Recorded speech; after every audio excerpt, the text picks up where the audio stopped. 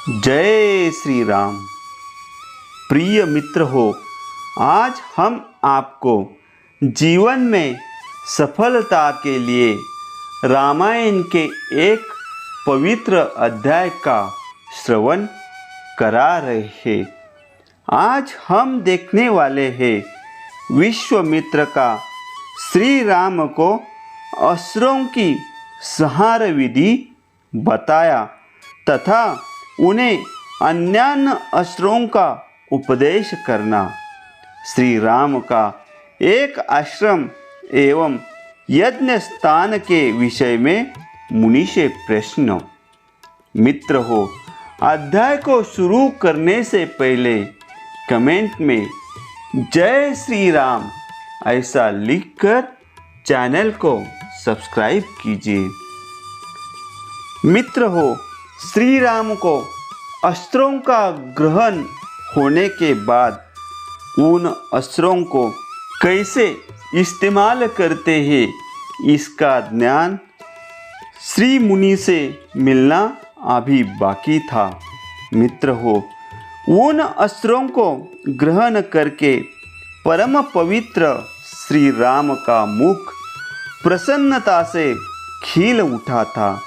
वे चलते चलते ही विश्वामित्र से बोले, भगवान, आपकी कृपा से इन अस्त्रों को ग्रहण करके मैं देवताओं के लिए भी दुर्जय हो गया हूँ। मुनि श्रेष्ठ, अब मैं अस्त्रों की संहार विधि मतलब उनको कैसे इस्तेमाल करते हैं यह जानना चाहता हूँ। कृपया इसका संहार विधि बताइए। तदनंतर वे बोले, रघुनंदन राम, तुम्हारा कल्याण हो।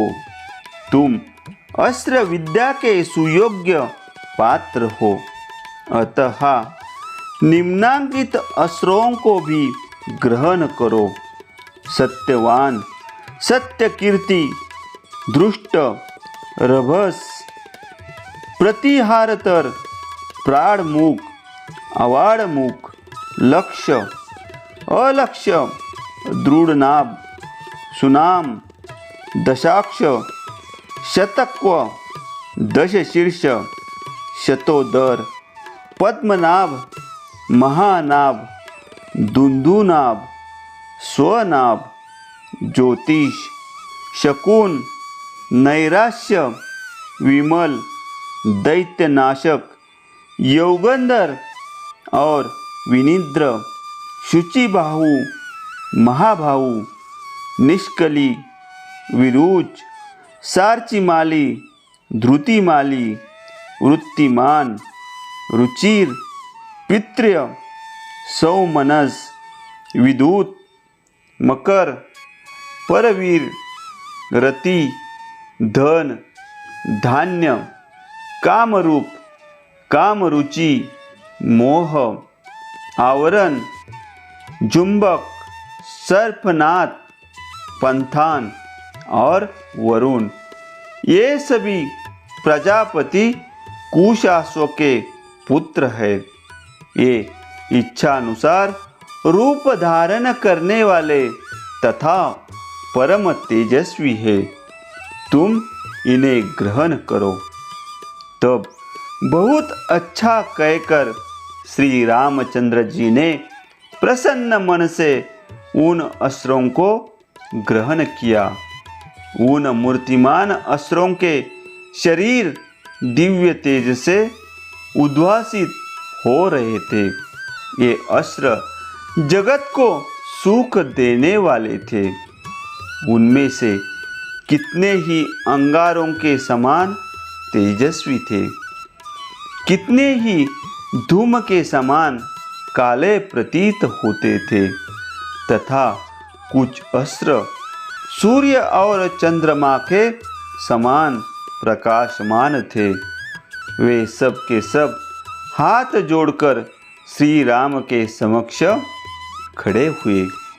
उन्होंने अंजलि बांधे मधुर वाणी में श्री राम से इस प्रकार कहा, पुरुष सिंह हम लोग आपके दास हैं, आज्ञा कीजिए हम आपकी क्या सेवा करें।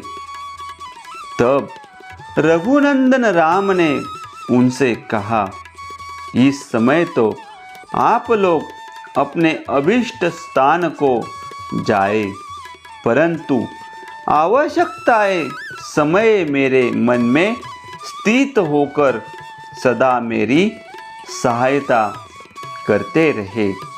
तत्पश्चात वे श्री राम की परिक्रमा करके उनसे विदा ले उनकी आज्ञा के अनुसार कार्य करने की प्रतिज्ञा करके जैसे आए थे वैसे चले गए।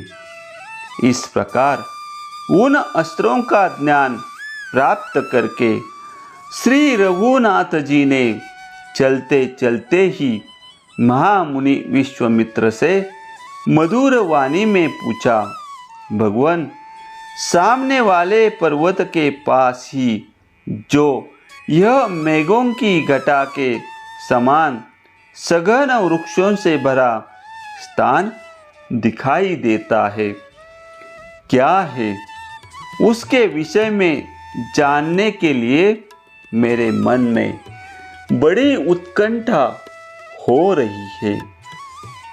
यह दर्शनीय स्थान मृगों के झुंड से भरा हुआ होने के कारण अत्यंत मनोहर प्रतीत होता है।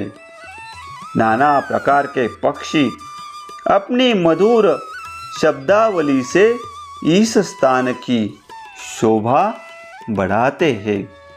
मुनि श्रेष्ठ, इस प्रदेश की इस सुखमयी स्थिति से यह जान पड़ता है कि अब हम लोग उस रोमांचकारी दुर्गम ताटका वन से बाहर निकल आए हैं। भगवान, मुझे सब कुछ बताइए, यह किसका आश्रम है? भगवान महामुनि, जहाँ आपकी यज्ञ क्रिया हो रही है, जहाँ वे पापी दुराचारी ब्रह्म हत्यारे दुरात्मा राक्षस आपके यज्ञ में विघ्न डालने के लिए आया करते हैं और जहाँ मुझे यज्ञ की रक्षा तथा राक्षसों के वध का कार्य करना है, उस आपके आश्रम का कौन सा देश है? ब्राह्मण मुनि श्रेष्ठ, प्रभो, यह सब मैं सुनना चाहता हूँ। इसके बाद विश्वामित्र जी ने श्री राम को सभी अस्त्रों का प्रयोग कैसा करना है वह भी बता दिया। इस तरह रामायण का यह पवित्र अध्याय समाप्त हुआ। अगला अध्याय सुनने के लिए चैनल को सब्सक्राइब कीजिए और कमेंट में लिखिए, जय श्री राम।